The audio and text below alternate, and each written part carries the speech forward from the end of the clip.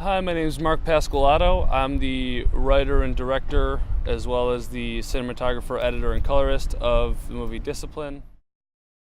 Mostly just, desperation at not having an idea of what to film, 5 to 7 weeks into the semester. So I just started to think about how much I hate writing. Also, there was a time when I was looking through writing prompts online, and one of them had a scene similar to the dream sequence that shows up in the movie, so I thought that was kind of interesting, and I played off of that. But my producer and girlfriend Taylor also helped me come up with the idea a lot, so that was nice of her. Well, I think it's definitely the most visually pleasing movie I've made, at least to me. Which is nice because, truth be told, when it comes down to it, I don't really consider myself a director or a writer. I'm much more on the director of photography side, and also most of the post stuff. That's really what I enjoy doing. So, regardless of any drawbacks that the story may have, I'm just very pleased with how it looks, and it kind of represents a stepping stone for me there.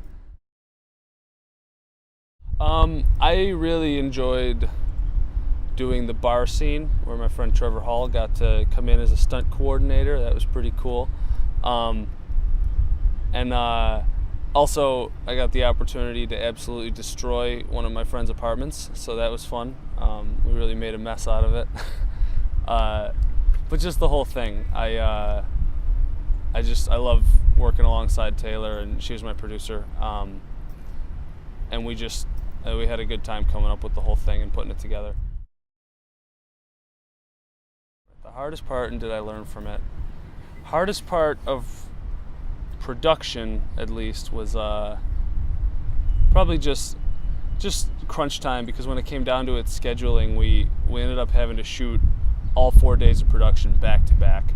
So just keeping it all together each night, trying to find out if we had all the props together and if everyone knew where they were supposed to be when. It was really stressful. I mean, Taylor ended up driving just an insane amount over the course of the 4 days. She just shuttled everyone around, so that was really nice of her. I would have been in big trouble if I didn't have her. But yeah, just trying to keep it all together at the last minute there, and also not sleeping for weeks during post-production. The cast specifically were absolutely unbelievable. I mean, I cast them because I like them, obviously, but I never expected something as great as what they gave me. They pretty much saved the movie in a lot of ways, because being so preoccupied with making the visual look good, there's a lot more than I wish I could have done directorially, and they made it so I didn't have to. They were unbelievable. Denzel and Rocco and Amanda all just absolutely nailed it, and I had to tweak a couple things, but they were largely perfect. So that was a huge help, because I was very busy working the camera and everything. And then we had Taylor, we had Emily Thelmeyer, Trevor Hall, Drew Biley was one of my main sound guys. He was excellent. He came out all the time. And then Taylor's little brother, Alex, was really awesome, because he got to come out and be a sound guy, and he actually did some of the best sound for the whole thing, which was that was really awesome. And I know he's gonna consider going into something like this, so that was really cool to have him help out, and he did a great job. So that was awesome. But yeah, my cast and crew were unbelievable. I couldn't have done it without them. I learned that I guess if I really want to do the absolute best that I can, I'm not going to be able to do everything. And so if I ever have the opportunity to make something, as seriously as I want to, I don't think I would direct and shoot it also, because there were parts of both that suffered because I was too busy doing the other one. So I guess that was probably the biggest thing that I learned. My composer was Mike Fortin. He was awesome. He also composed Taylor's 420 film last semester, which was called Cadillacs, and he did an unbelievable job. He worked with me. I had him do like 3 or 4 revisions, and he was a real good sport about it. He got the files to me like very quickly. He was just great, and he does awesome work. So I'll be using him again for sure.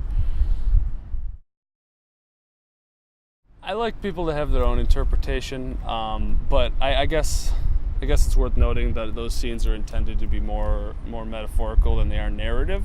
I guess it's kind of mind twisting to think of them as actually happening, which I like. But no, I do like people to tell me what they thought instead of the other way around. But for the sake of posterity, I guess I can tell you what I was thinking. So the first 2 are intended to represent like Anthony and his thoughts towards the future and how he expects to be. He sees this suited guy, and he looks real successful. And then, at the end, you sort of find out the context for that, and you realize that guy is really looking back at, how he used to be, because he realizes he made a bunch of mistakes. So that's kind of the way I think of it. But I've actually talked to a few people who almost interpreted it the other way around, which I like. I want people to think about it. I guess that's the real point.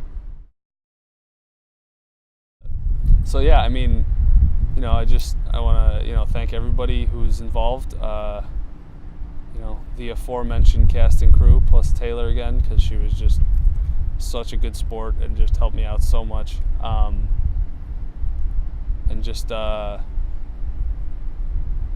man.